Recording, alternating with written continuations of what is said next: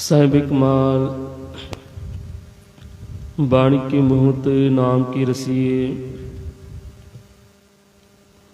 ਸਾਨੂੰ ਕਲਯੁਗ ਜੀਵਾਂ ਨੂੰ ਤਾਰਨ ਵਾਲੇ ਚਵਰ ਛਤਰ ਤਖਤ ਦੇ ਮਾਲਕ ਹਾਜ਼ਰਾ ਹਜ਼ੂਰ ਸਰਬ ਕਲਾ ਭਰਪੂਰ ਗੱਦੀ ਤੇ ਬਿਰਾਜਮਾਨ ਸੁਭਾਈਮਾਨ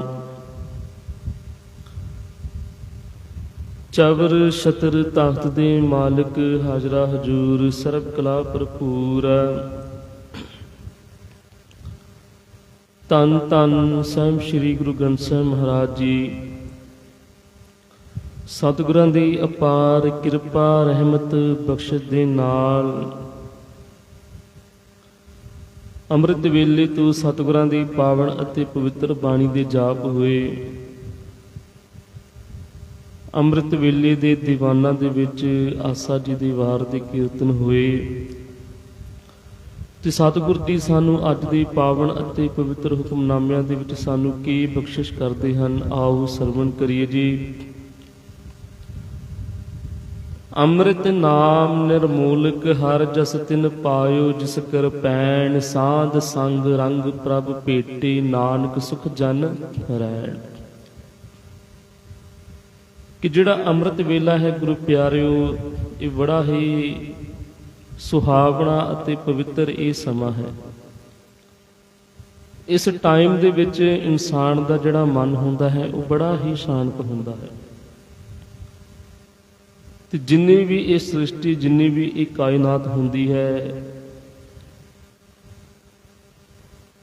ਸਾਰੀ ਇਹ ਸ੍ਰਿਸ਼ਟੀ ਇੱਕ ਸੁੱਖ ਦੀ ਨੀਂਦ ਮਾਣ ਰਹੀ ਹੁੰਦੀ ਹੈ, ਜਿਸ ਦੇ ਵਿੱਚ ਕਿਸੇ ਪ੍ਰਤੀ ਕਿਸੇ ਦੇ ਨਾਲ ਕੋਈ ਗਿਲਾ ਸ਼ਿਕਵਾ ਵੈਰ ਵਿਰੋਧ ਨਹੀਂ ਇਸ ਸਮੇਂ ਦੇ ਵਿੱਚ ਹੁੰਦਾ।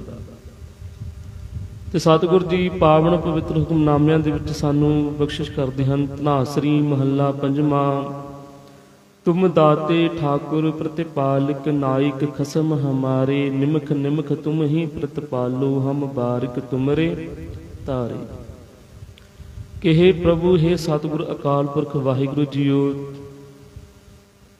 ਇਸ ਸੰਸਾਰ ਦੇ ਵਿੱਚ ਆਪਾਂ ਜਿੰਨੇ ਵੀ ਜੀਵ ਹਾਂ ਗੁਰੂ ਪਿਆਰਿਓ, ਸਭਨਾਂ ਨੂੰ ਦਾਤਾਂ ਦੇਣ ਵਾਲਾ ਤੇ ਸਭਨਾਂ ਦੀਆਂ ਜੋ ਵੀ ਮਨ ਦੀਆਂ ਲੋੜਾਂ ਹੈ ਜਾਂ ਤਨ ਦੀਆਂ ਲੋੜਾਂ ਹੈ ਜਾਂ ਦੁਨਿਆਵੀ ਲੋੜਾਂ ਹੈ, ਸਭ ਨੂੰ ਲੋੜਾਂ ਪੂਰੀਆਂ ਕਰਨ ਵਾਲਾ ਕੇਵਲ ਤੇ ਕੇਵਲ ਉਹ ਅਕਾਲ ਪੁਰਖ ਵਾਹਿਗੁਰੂ ਹੈ।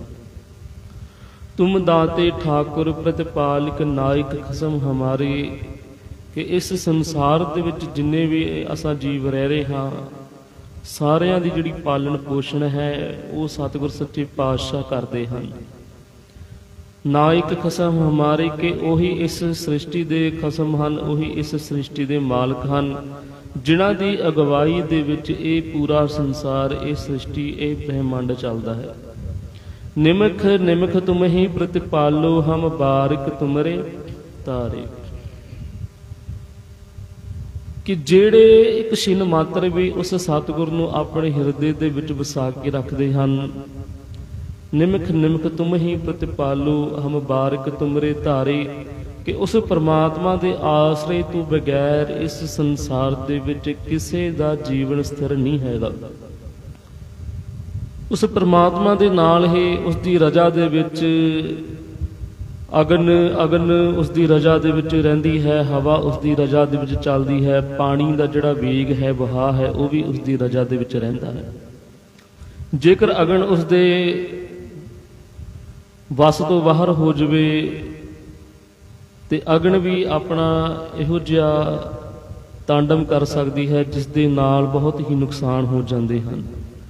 ਤੇ ਜਦੋਂ ਆਪਾਂ ਹਵਾ ਦੀ ਗੱਲ ਕਰੀਏ ਗੁਰੂ ਪਿਆਰਿਓ, ਜਦੋਂ ਤੂਫਾਨ ਆਉਂਦੇ ਹਨ ਤੇ ਉਹ ਵੀ ਕਿੰਨਾ ਨੁਕਸਾਨ ਕਰ ਜਾਂਦੇ ਹਨ। ਤੇ ਜੇਕਰ ਆਪਾਂ ਪਾਣੀ ਦੇ ਵੇਗ ਦੀ ਗੱਲ ਕਰੀਏ ਤੇ ਜਦੋਂ ਹੜ੍ਹ ਆਉਂਦੇ ਹਨ ਉਹ ਵੀ ਕਿੰਨਾ ਨੁਕਸਾਨ ਕਰਦੇ ਹਨ।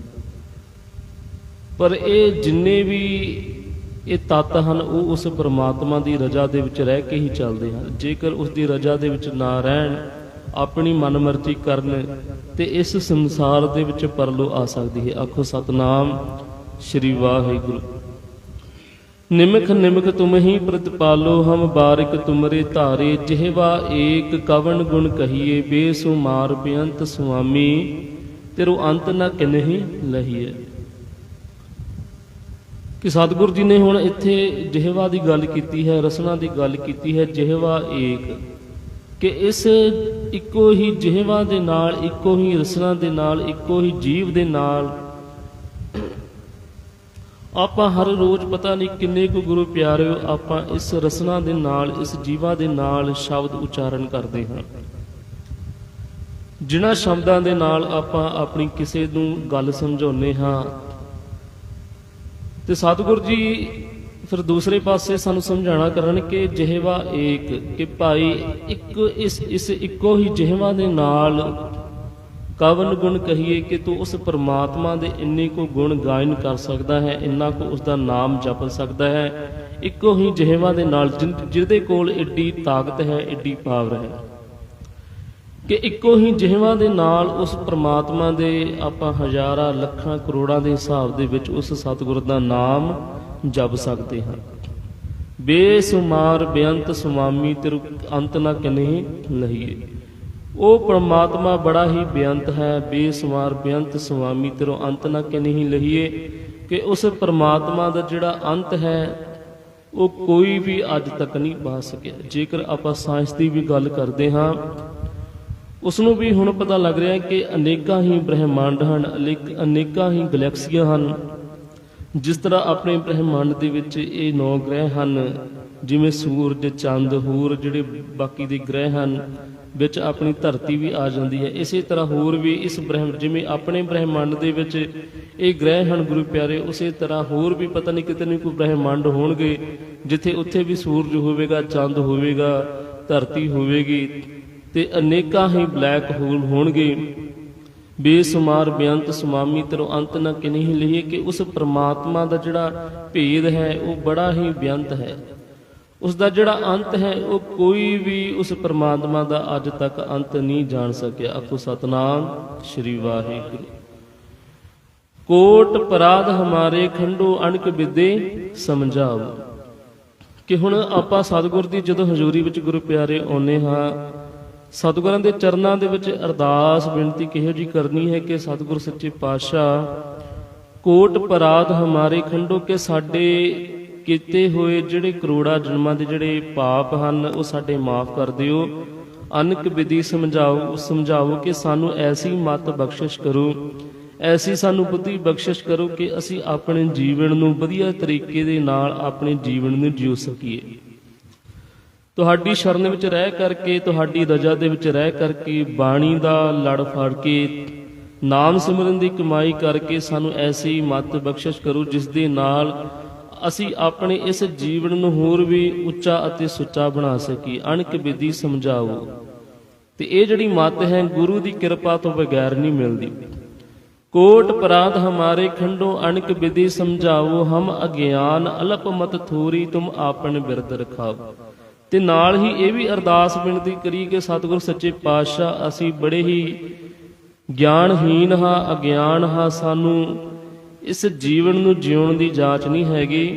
ਹਮ ਅਗਿਆਨ ਅਲਪ ਮਤ ਥੋਰੀ, ਕਿ ਸਾਡੇ ਕੋਲ ਬਹੁਤ ਹੀ ਥੋੜੀ ਜੀ ਮਤ ਹੈ। ਤੁਮ ਆਪਨ ਬਿਰਦ ਰਖਾਓ, ਤੇ ਤੁਸੀਂ ਹੀ ਸਾਡੇ ਤੇ ਕਿਰਪਾ ਕਰੋ, ਤੁਸੀਂ ਹੀ ਸਾਡੇ ਤੇ ਰਹਿਮਤ ਕਰੋ, ਤੁਸੀਂ ਹੀ ਸਾਨੂੰ ਗਿਆਨ ਬਖਸ਼ਿਸ਼ ਕਰੋ, ਤੁਸੀਂ ਹੀ ਸਾਨੂੰ ਮਤ ਬਖਸ਼ਿਸ਼ ਕਰੋ। ਤੇ ਗੁਰੂ ਪਿਆਰਿਓ, ਜਿਵੇਂ ਸਤਿਗੁਰ ਦੇ ਚਰਨਾਂ ਦੇ ਵਿੱਚ ਆਪਾਂ ਇਸ ਪ੍ਰਕਾਰ ਦੀ ਆ ਕੇ ਹਰ ਰੋਜ਼ ਆਪਾਂ ਬੇਨਤੀ ਕਰਦੇ ਹਾਂ ਤੇ ਸਤਿਗੁਰ ਸੱਚੇ ਪਾਤਸ਼ਾਹ ਉਹ ਸਾਡੀ ਬੇਨਤੀ ਜ਼ਰੂਰ ਪ੍ਰਵਾਨ ਕਰਦੇ ਹਨ। ਆਖੋ ਸਤਨਾਮ ਸ੍ਰੀ ਵਾਹਿਗੁਰੂ। ਤੇ ਹੁਣ ਅਖੀਰਲੀਆਂ ਪੰਕਤੀਆਂ ਦੇ ਵਿੱਚ ਗੁਰੂ ਪਿਆਰਿਓ ਸਤਿਗੁਰ ਜੀ ਸਾਨੂੰ ਕੀ ਸਮਝਾਉਣਾ ਕਰ ਰਹੇ ਹਨ। ਆਪਾਂ ਜਦੋਂ ਵੀ ਹੁਕਮਨਾਮਾ ਸਾਹਿਬ ਲੈਂਦੇ ਹਾਂ ਤੇ ਉਸ ਤੋਂ ਉਪਰੰਤ ਆਪਾਂ ਪਹਿਲਾਂ ਮੰਗਲਾ ਚਰਨ ਉਚਾਰਨ ਕਰਦੇ ਹਾਂ। ਤੁਮਰੀ ਸ਼ਰਨ ਤੁਮਾਰੀ ਆਸਾ, ਤੁਮ ਹੀ ਸੱਜਣ ਸੁਹੇਲੇ, ਰਾਖੋ ਰਾਖਣ ਹਾਰ ਦਿਆਲਾ, ਨਾਨਕ ਘਰ ਕੇ ਗੋਲੇ। ਇਹਨਾਂ ਦੋ ਪੰਕਤੀਆਂ ਦਾ ਆਪਾਂ ਹੁਕਮਨਾਮਾ ਸਾਹਿਬ ਲੈਣ ਤੋਂ ਪਹਿਲਾਂ ਆਪਾਂ ਮੰਗਲਾ ਚਰਨ ਦੇ ਰੂਪ ਦੇ ਵਿੱਚ ਇਹਨਾਂ ਪੰਕਤੀਆਂ ਨੂੰ ਆਪਾਂ ਪੜ੍ਹਦੇ ਹਾਂ। ਤੇ ਸਤਿਗੁਰ ਜੀ ਹੁਣ ਇਹਨਾਂ ਪੰਕਤੀਆਂ ਵਿੱਚ ਸਾਨੂੰ ਕੀ ਸਮਝਾਉਣਾ ਕਰ ਰਹੇ ਹਨ। ਤੁਮਰੀ ਸ਼ਰਨ ਤੁਮਾਰੀ ਆਸਾ, ਕਿ ਸਤਿਗੁਰ ਜੀ ਤੁਹਾਡੇ ਹੀ ਅਸੀਂ ਆਸਰੇ ਦੇ ਵਿੱਚ ਇਹ ਮਨੁੱਖਾ ਜੀਵਨ ਬਤੀਤ ਕਰਦੇ ਹਾਂ ਤੇ ਤੁਹਾਡੇ ਹੀ ਰਜ਼ਾ ਦੇ ਵਿੱਚ ਰਹਿ ਕਰਕੇ ਇਹ ਜੀਵਨ ਬਤੀਤ ਹੋ ਰਿਹਾ ਹੈ। ਤੁਮਰੀ ਸ਼ਰਨ ਤੁਮਾਰੀ ਆਸਾ ਤੁਮ ਹੀ ਸੱਜਣ ਸੁਹੇਲੇ, ਕਿ ਤੁਸੀਂ ਹੀ ਸਾਨੂੰ ਇਸ ਸੰਸਾਰ ਦੇ ਵਿੱਚ, ਸਾਨੂੰ ਮਨੁੱਖਾਂ ਨੂੰ ਤੇ ਸਾਡੇ ਨਾਲ ਜੋ ਵੀ ਇਸ ਸੰਸਾਰ ਦੇ ਵਿੱਚ ਜੀਵ ਜੰਤੂ ਰਹਿ ਰਹੇ ਹਨ ਜਾਂ ਕੁਦਰਤ ਹੈ, ਸਾਰਿਆਂ ਨੂੰ ਜਿਹੜਾ ਉਹਨਾਂ ਦੀਆਂ ਪੂਰੀਆਂ ਇਛਾਵਾਂ ਕਰਨ ਵਾਲਾ ਉਹ ਅਕਾਲ ਪੁਰਖ ਵਾਹਿਗੁਰੂ ਹੀ ਹੈ। ਤੁਮ ਹੀ ਸੱਜਣ ਸੁਹੇਲੇ, ਕਿ ਤੁਸੀਂ ਹੀ ਸਾਡੇ ਸੱਜਣ ਹੋ, ਤੁਸੀਂ ਹੀ ਸਾਡੇ ਭਰਾਤਾ ਹੋ, ਤੁਸੀਂ ਹੀ ਸਾਡੇ ਮਾਤਾ ਹੋ, ਤੇ ਤੁਸੀਂ ਹੀ ਸਾਨੂੰ ਇਸ ਸੰਸਾਰ ਦੇ ਵਿੱਚ ਸੁਖ ਦੇਣ ਵਾਲੇ ਹੋ। ਤੁਮਰੀ ਸ਼ਰਨ ਤੁਮਾਰੀ ਆਸਾਂ ਤੁਮ ਹੀ ਸੱਜਣ ਸੁਹੇਲੇ, ਕਿ ਉਸ ਪਰਮਾਤਮਾ ਦੇ ਕਿਰਪਾ ਤੋਂ ਬਗੈਰ ਕੋਈ ਵੀ ਜੀਵ ਆਪਣਾ ਜੀਵਨ ਨਹੀਂ ਬਤੀਤ ਕਰ ਸਕਦਾ। ਰਾਖੋ ਰਾਖਣ ਹਾਰ ਦਿਆਲਾ ਨਾਨਕ ਘਰ ਕੇ ਗੋਲੇ, ਕਿ ਹੇ ਸਤਿਗੁਰ ਸੱਚੇ ਪਾਤਸ਼ਾਹ ਤੁਸੀਂ ਬੜੇ ਹੀ ਦਇਆਵਾਨ ਹੋ, ਤੁਸੀਂ ਬੜੇ ਹੀ ਮਿਹਰਬਾਨ ਹੋ, ਤੁਸੀਂ ਬੜੇ ਹੀ ਬੇਅੰਤ ਅਪਰੰਪਾਰ ਹੋ। ਰਾਖੋ ਰਾਖਣ ਹਾਰ ਦਿਆਲਾ ਨਾਨਕ ਘਰ ਕੇ ਗੋਲੇ, ਕਿ ਹੁਣ ਪੰਜਵੇਂ ਪਾਤਸ਼ਾਹ ਗੁਰੂ ਅਰਜਨ ਦੇਵ ਮਹਾਰਾਜ ਜੀ ਨੇ ਆਪਣੇ ਆਪ ਨੂੰ ਨਾਨਕ ਦੇ ਘਰ ਦਾ ਗੁਲਾਮ ਆਖਿਆ। ਨਾਨਕ ਘਰ ਕੇ ਗੋਲੇ, ਕਿ ਹੇ ਪ੍ਰਮਾਤਮਾ ਮੈਂ ਤੇਰੇ ਘਰ ਦਾ ਗੁਲਾਮ ਹਾਂ, ਤੇਰੇ ਘਰ ਦਾ ਮੈਂ ਗੋਲਾ ਹਾਂ, ਤੇ ਸਦਾ ਹੀ ਆਪਣੀ ਇਹ ਜਿਹੜੀ ਕਿਰਪਾ ਹੈ ਉਹ ਮੇਰੇ ਤੇ ਬਣਾਈ ਰੱਖੀ। ਤੇ ਇਸੇ ਤਰ੍ਹਾਂ ਗੁਰੂ ਪਿਆਰੇ ਸਾਡੇ ਮਨ ਦੀ ਵੀ ਵਿਵਸਥਾ ਇਹ ਜਿਹੀ ਹੋਣੀ ਚਾਹੀਦੀ ਹੈ ਕਿ ਹੇ ਸਤਿਗੁਰ ਜੀ ਅਸੀਂ ਤੇਰੇ ਘਰ ਦੇ ਗੁਲਾਮ ਹਾਂ, ਤੇਰੇ ਘਰ ਦੇ ਗੋਲੇ ਹਾਂ, ਸਾਡੇ ਤੇ ਵੀ ਆਪਣੀ ਇਹੋ ਜਿਹੀ ਕਿਰਪਾ ਬਣਾ ਕੇ ਰੱਖੀ ਕਿ ਅਸੀਂ ਤੇਰੀ ਰਜ਼ਾ ਦੇ ਵਿੱਚ ਆਪਣਾ ਇਹ ਜਿਹੜਾ ਜੀਵਨ ਹੈ ਉਸ ਨੂੰ ਬਤੀਤ ਕਰੀਏ, ਤੇ ਤੇਰੀ ਰਜ਼ਾ ਦੇ ਵਿੱਚ ਰਹਿ ਕਰਕੇ ਹੀ ਆਪਣੀ ਸਾਦਗੀ ਦੇ ਵਿੱਚ ਰਹਿ ਕਰਕੇ ਤੇਰੇ ਨਾਮ ਦੀ ਜਿਹੜੀ ਕਿਰਪਾ ਦੇ ਨਾਲ ਤੇਰਾ ਨਾਮ ਜਪੀਏ, ਤੇ ਇਸ ਸੰਸਾਰ ਸਮੁੰਦਰ ਤੋਂ ਭਵਜਲ ਤੋਂ ਪਾਰ ਲੰਘੀਏ, ਤੇ ਇਸ ਜੀਵਨ ਨੂੰ ਵੀ ਸੁੱਖਾਂ ਦੇ ਵਿੱਚ ਬਤੀਤ ਕਰੀਏ। ਆਖੋ ਸਤਨਾਮ ਸ੍ਰੀ ਵਾਹਿਗੁਰੂ। ਤੁਮਰੀ ਸ਼ਰਨ ਤੁਮਾਰੀ ਆਸਾ ਤੁਮ ਹੀ ਸੱਜਣ ਸੁਹੇਲੇ, ਰਾਖੋ ਰਾਖਣ ਹਾਰ ਦਿਆਲਾ ਨਾਨਕ ਘਰ ਕੇ ਗੋਲੇ। ਤੁਮ